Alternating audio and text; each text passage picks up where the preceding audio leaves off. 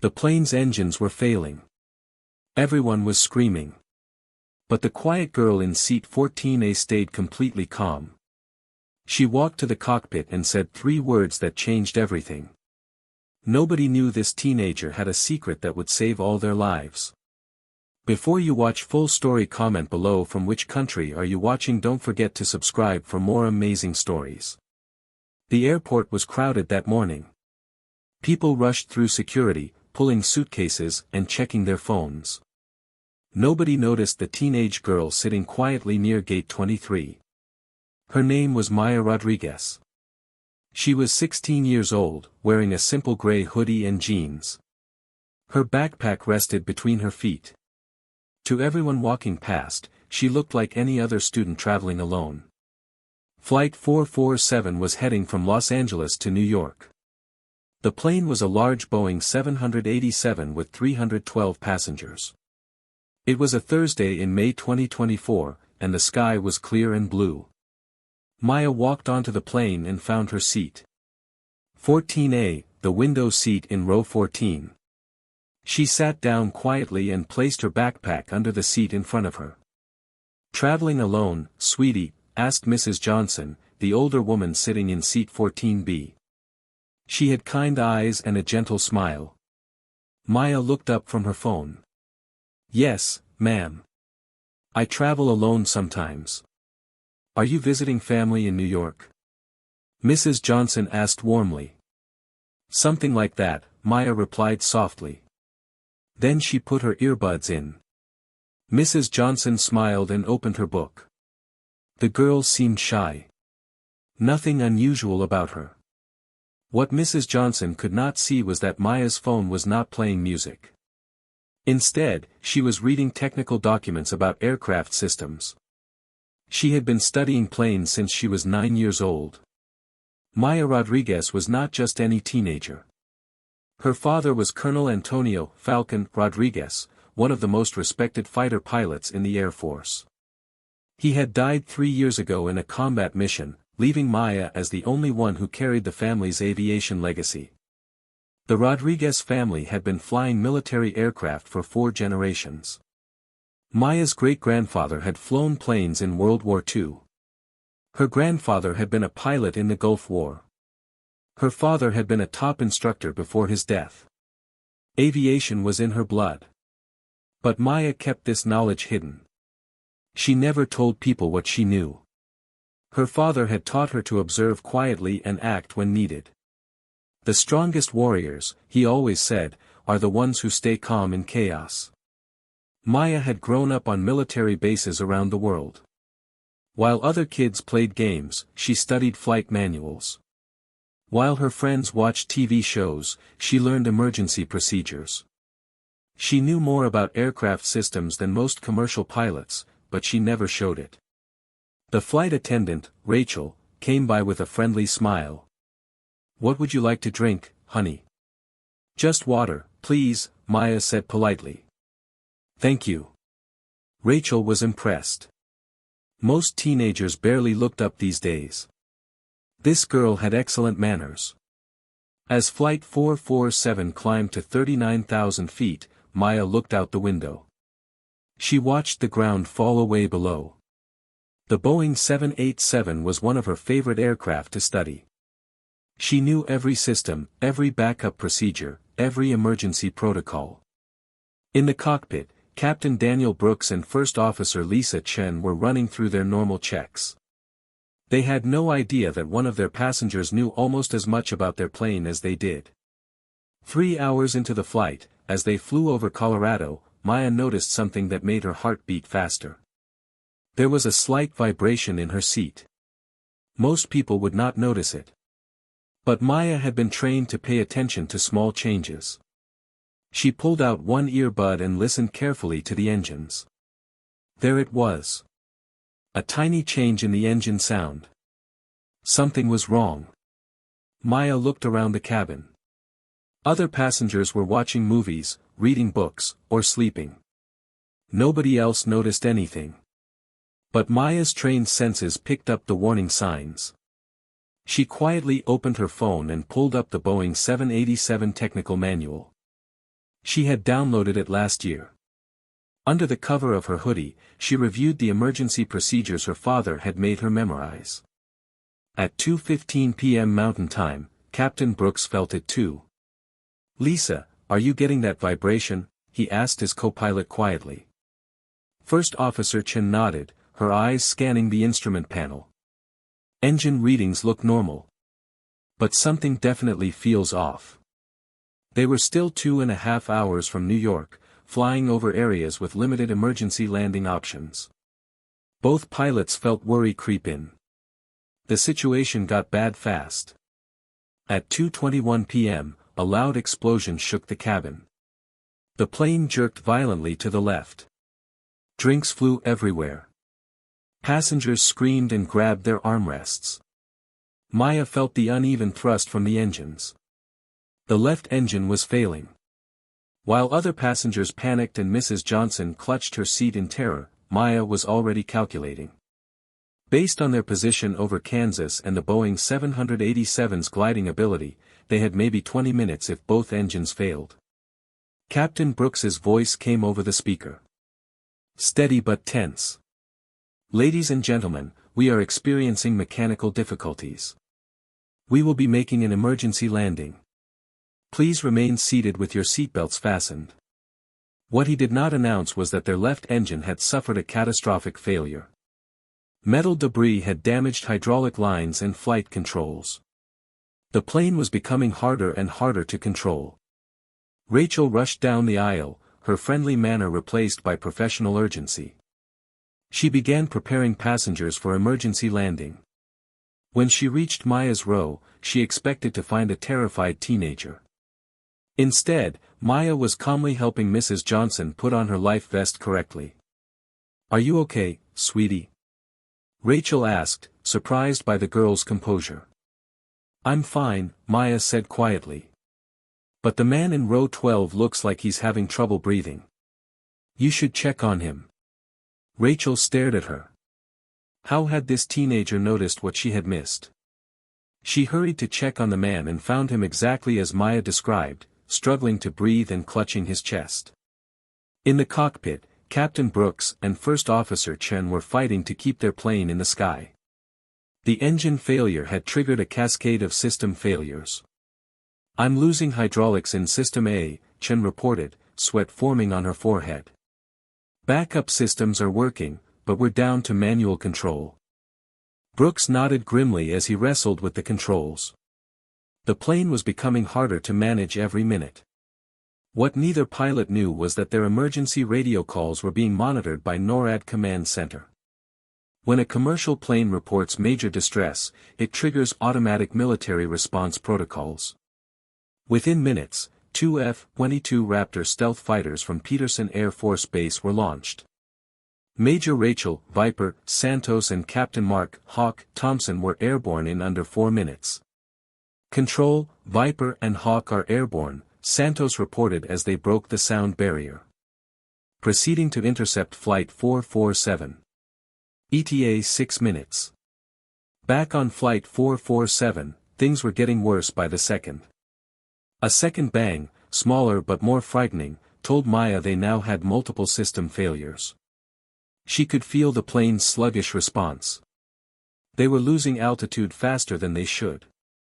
Mrs. Johnson was crying softly beside her, trying to call her son on her cell phone. "I can't get through," she sobbed.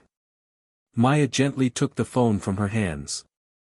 "We're too high for cell towers, and the plane's communication systems might be damaged," she explained calmly. "But the pilots have multiple radio systems. They're already talking to air traffic control and emergency services." Mrs. Johnson looked at her with amazement. "How do you know all this?" Maya hesitated. The situation was serious enough to be honest. "My family has been in aviation for a long time," she said simply. "I know how these things work." What she did not say was that she had been studying aviation since she was 9 years old. She had read her father's training materials with the intensity of a college student. She had memorized every major plane disaster of the past 20 years, studying what went wrong and what could have been done differently. At 2:37 p.m., the F-22 Raptors made visual contact with Flight 447.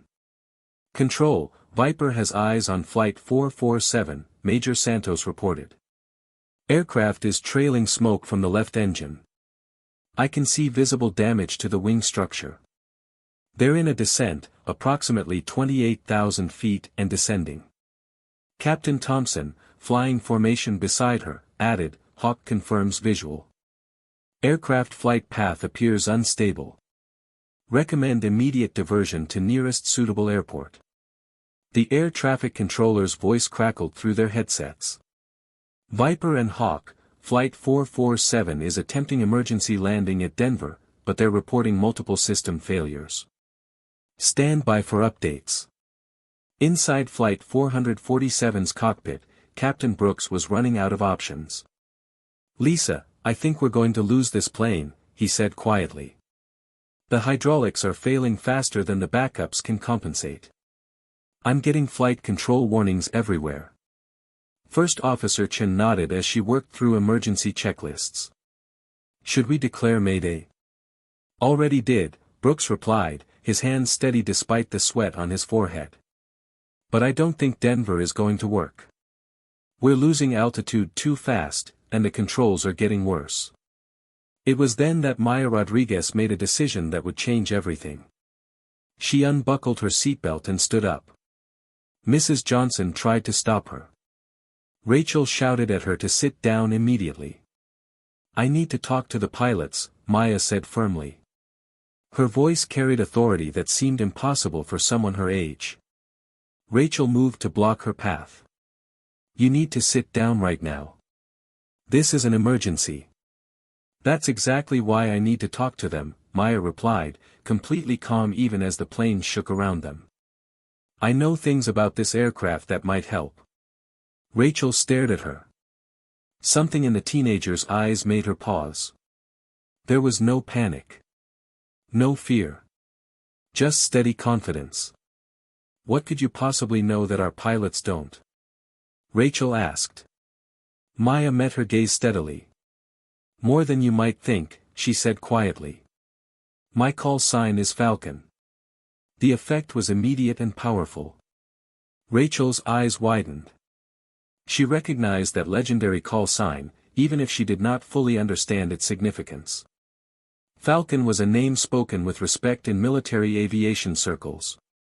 It belonged to a family whose skill and sacrifice had shaped Air Force aviation for generations. You're Antonio Rodriguez's daughter, Rachel whispered. The composure, the knowledge, the bearing that seemed too mature for a teenager, it all made sense now. Maya nodded once, sharply, in the military manner her father had taught her. Right now, this plane needs every advantage it can get. Rachel stepped aside without another word. Maya walked forward through the cabin with steady steps. Passengers watched her pass with confusion and growing curiosity. Who was this teenager who seemed so calm while everyone else was terrified? Maya reached the cockpit door and knocked with a precise rhythm her father had taught her. The universal signal among military pilots that meant, friendly coming aboard. Captain Brooks looked up as Rachel's voice came over the intercom. Captain, there's a passenger who says she can help. She's Falcon's daughter. The effect on Brooks was immediate. Every military pilot knew the Falcon call sign. The Rodriguez family's legendary contributions to aviation were known throughout the Air Force. If Antonio Rodriguez's daughter was on his plane and thought she could help, Brooks was going to listen. Send her in, he said without hesitation. Moments later, Maya Rodriguez stepped into the cockpit of Flight 447. At 16, she looked impossibly young among the sophisticated instruments and controls. But her eyes swept the panel with trained assessment. What's your status, Captain? She asked, her voice steady and professional. Brooks quickly explained their situation. The engine failure, the hydraulic problems, the degrading flight controls, and their limited options for emergency landing. Maya listened without interruption. Her mind processed the information, cross-referencing years of study and her father's teachings. Have you considered Buckley Air Force Base? She asked finally. It's about 15 miles east of Denver. They have longer runways and full emergency response capabilities. Plus, they handle military aircraft, so they understand complex emergencies. First Officer Chen looked up with surprise. How do you know about Buckley? Maya's expression remained calm. I've studied every major airfield within 300 miles of our current position, she said simply. It's what my family does. We prepare for every possibility. What she did not mention was that she had memorized runway specifications, approach patterns, and emergency procedures for dozens of airports across the country. It was driven by an almost obsessive need to be prepared for any situation in the sky her father had loved. Captain Brooks was already reaching for his radio. That's excellent thinking, he said, his respect for the teenager growing. Lisa, get me Buckley approach control. As Chen worked to establish contact, Brooks turned back to Maya. What else do you see that we might have missed? Maya studied the instrument panel with focused intensity. Your backup hydraulic system is showing pressure fluctuations, she observed, pointing to a gauge. That suggests you might have a leak in the B system lines, probably caused by debris from the engine failure. If that system fails completely, you'll lose your remaining flight control authority. The two pilots exchanged glances, both impressed and slightly unnerved by the teenager's technical knowledge. How do you know all this? Chen asked. But Brooks was already implementing Maya's recommendations, adjusting their flight path toward Buckley Air Force Base while monitoring the hydraulic systems more closely. Outside the plane, Major Santos and Captain Thompson maintained their protective formation around Flight 447, ready to assist. Control, Viper reporting. Flight 447 has altered course toward Buckley Air Force Base, Santos radioed. Aircraft appears to be under control but maintaining emergency status. Then everything changed forever. A new voice came over the emergency frequency. Young and clear and impossibly calm. Buckley approach, this is Falcon aboard Flight 447. We're currently descending through 25,000 feet with multiple system failures. Requesting emergency approach clearance to runway 35. The effect on the F-22 pilots was instantaneous and profound. Both Santos and Thompson had grown up hearing stories of the legendary Falcon call sign. They had studied the Rodriguez family's tactical innovations throughout their own training. Control, did that transmission just come from Falcon? Thompson asked, his voice tight with emotion. Santos was equally stunned. That call sign has been retired since Colonel Rodriguez's death. Who's using it? The air traffic controller's voice was puzzled. Unknown aircraft identifying as Falcon. Please clarify your position and authority to use that call sign. Maya's response was calm and matter-of-fact. Buckley approach, Falcon is aboard Flight 447 as passenger. Call sign inherited through family lineage. Currently assisting flight crew with emergency procedures. The silence that followed lasted only seconds but felt like an eternity. Then Major Santos's voice cut through, filled with respect and awe. Falcon, this is Viper and Hawk in F-22 escort formation. We have you visual and are honored to fly with the Falcon call sign again. How can we assist? Inside the cockpit, Captain Brooks and First Officer Chen stared at Maya with new understanding. This was not just a knowledgeable teenager helping in an emergency. This was aviation royalty, the inheritor of a legacy that stretched back 4 generations. Maya took the radio again. Viper and Hawk, Falcon acknowledges. Request you coordinate with Buckley approach for emergency landing sequence. We're going to need full emergency response on the ground. Roger, Falcon. Already coordinating, Santos replied. Be advised, your father trained many pilots in our wing. It's an honor to provide escort for the Falcon call sign. Those words hit Maya like a physical blow. For a moment, her 16-year-old vulnerability showed through. Her father had touched so many lives, had trained so many pilots who were now serving around the world. And yet he was gone, leaving her as the sole carrier of the Falcon legacy. But she pushed the emotion down the way he had taught her and focused on the task. "Thank you, Viper," she said quietly. "Let's bring this bird home." The approach to Buckley Air Force Base was the most challenging flying any of them had ever attempted. With partial flight controls and failing hydraulics, Captain Brooks had to use every bit of skill to keep the Boeing 787 stable. Maya remained in the cockpit, calling out readings from instruments the pilots could not monitor while flying manually. Hydraulic pressure holding at 43%, she reported as they passed through 11,000 feet. "Backup system still responding, but I'm seeing fluctuations that suggest we're on borrowed time." First Officer Chen, sweat forming on her forehead, looked at the teenager with amazement. "Where did you learn to read these systems like this?" Maya's answer was simple. "My father's office. I've been reading technical manuals since I was 9. What she did not say was that those late nights in her father's study, surrounded by flight manuals and tactical documents, had been her way of staying close to him after his death. Every procedure she memorized was another connection to the legacy he had left behind. At 7,500 feet, the plane shuddered violently as the remaining hydraulic system began to fail. Brooks fought the controls as the Boeing 787 became increasingly difficult to maneuver. "We're losing it," he said grimly.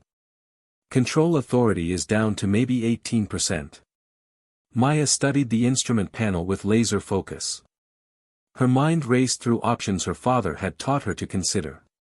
"Captain, what if we use differential thrust for steering?" she suggested. "The right engine is still producing full power. If we reduce thrust on approach and use power adjustments for directional control, we might be able to maintain heading even with compromised hydraulics." Brooks's eyes widened. It was an advanced technique used primarily in military applications. Most commercial pilots had never attempted it. "That's incredibly dangerous," Chen said. But Brooks was already considering it. "It's also brilliant," he admitted. "Falcon, have you ever seen this technique used?" Maya nodded. "My father demonstrated it during emergency training scenarios. It requires precise timing and coordination, but it's possible." She did not mention the countless hours she had spent studying her father's training videos, memorizing every technique he had used to bring damaged aircraft home safely.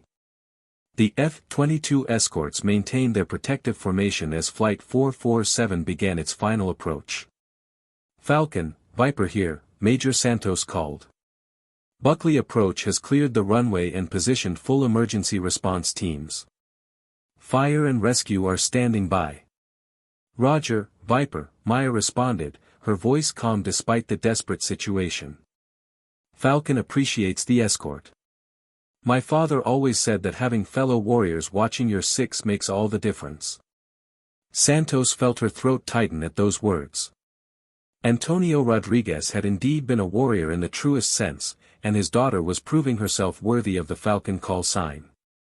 The final approach was a masterpiece of pilot skill combined with inherited tactical knowledge. Captain Brooks used differential thrust exactly as Maya had suggested, adjusting power to maintain directional control. As the Boeing 787 descended toward the runway, Maya called out altitude and airspeed readings with precision. Her voice never wavered. 400 feet. Airspeed 143 knots. Descent rate 850 feet per minute, she reported. Hydraulics at critical levels, but backup systems still responding. Brooks nodded, his hands steady as he fought to keep the massive plane aligned with the runway. "Falcon, I need you to monitor engine parameters and call out any changes immediately. If we lose that right engine now, we're done." "Roger, Captain," Maya replied, her eyes locked on the engine instruments. Around them, the cockpit was filled with warning alarms and flashing lights. But Maya filtered out the noise and concentrated on the critical systems. Engine parameters stable. Hydraulic pressure holding at minimum operational levels, she reported. At 180 feet above the runway, disaster struck one final time. The remaining hydraulic system failed completely. Brooks found himself controlling a 250-ton aircraft with no flight control authority except engine thrust. "That's it," he said, his voice tight. "We're committed now. Falcon, I need your help with power settings. Call out thrust levels as I adjust." What happened next would be talked about in aviation circles for decades. Working together with perfect coordination, Captain Brooks and 16-year-old Maya Rodriguez brought Flight 447 to a safe landing using only differential engine thrust and the plane's remaining momentum. Maya's voice remained calm and professional throughout the final approach. 45 feet. Thrust at 34%. Descent rate 700 feet per minute, Maya reported as the runway rose to meet them. 25 feet. Maintain current power. Looking good, Captain. The Boeing 787 touched down hard but safely on Buckley Air Force Base's runway 35 at 3:04 p.m. Mountain Time, nearly 45 minutes after the emergency began. Emergency vehicles immediately surrounded the plane. As the engine stopped and the plane came to rest, Captain Brooks turned to Maya with profound respect. "Falcon, I don't know how to thank you. Without your knowledge and assistance, I honestly don't think we would have made it."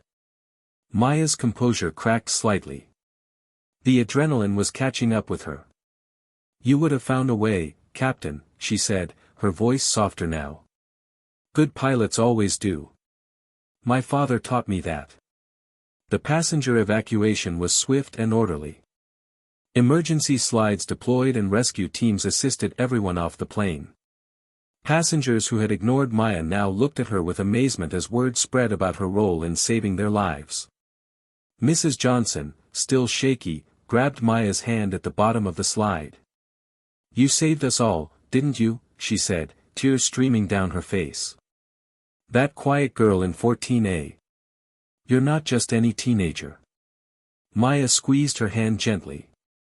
"I'm just someone who was taught to help when help is needed," she replied modestly. "It's what my family does." As passengers were processed by emergency responders, Major Santos and Captain Thompson landed their F-22 Raptors at Buckley to meet the young woman who had honored the Falcon call sign under extreme circumstances. When they found Maya in the processing area, still wearing her gray hoodie and jeans, they approached with the respect due to a fellow warrior. "Falcon," Major Santos said formally, extending her hand. "Major Rachel Santos, call sign Viper. It was an honor to fly escort for you today." Captain Thompson stepped forward. "Captain Mark Thompson, call sign Hawk. Your father trained my squadron commander. He would be incredibly proud of what you accomplished today." Maya shook their hands with the firm grip her father had taught her. "Thank you both for the escort," she said. "Having you up there made all the difference." Santos smiled. "That's what wingmen are for, Falcon. Always." Rachel, the flight attendant, approached with tears in her eyes. "I've been flying for 14 years, she said softly. "I've never seen anything like what you did today. Your composure, your knowledge, it was extraordinary." Maya looked back at the damaged plane one more time, thinking about her father and the legacy he had entrusted to her. "It's what Falcon means," she said quietly. "Rising above, finding solutions when there seems to be no way. My father lived that every day, and he taught me that sometimes ordinary people have to do extraordinary things." Later that evening, as Maya waited for her connecting flight to New York, courtesy of the airline who wanted their youngest hero to reach her destination safely, she received a text message that made her smile. It was from the commander of her father's old squadron. "Falcon, heard about your actions today. Your father's legacy lives on. Aim high." As she settled into her new seat for the final part of her journey, Maya thought about the day's events. She had revealed her identity in a way she never intended. But she had also honored the Falcon call sign in the most meaningful way possible, by saving lives and demonstrating the excellence passed down through 4 generations. Other passengers on her connecting flight looked at her with curiosity and respect. Some recognized her from news reports already spreading about the teenage hero who helped save Flight 447.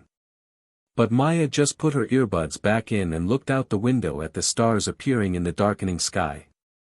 Thinking about her father and the proud tradition she now carried forward. She was no longer just the quiet girl in seat 14A. She was Falcon. And the sky itself had recognized her claim to that legendary call sign. Tomorrow she would arrive in New York to visit the Air Force Academy where her father's achievements were displayed. Tonight she was content knowing she had honored his father's memory and proven herself worthy of the name that meant everything to her family. The Falcon had soared from silence once again, carried by a 16-year-old girl who showed the world that sometimes the most extraordinary capabilities come in the most unexpected packages. And somewhere in the vast expanse of the American sky, the spirit of Colonel Antonio Falcon Rodriguez flew alongside his daughter, proud beyond measure of the warrior she was becoming.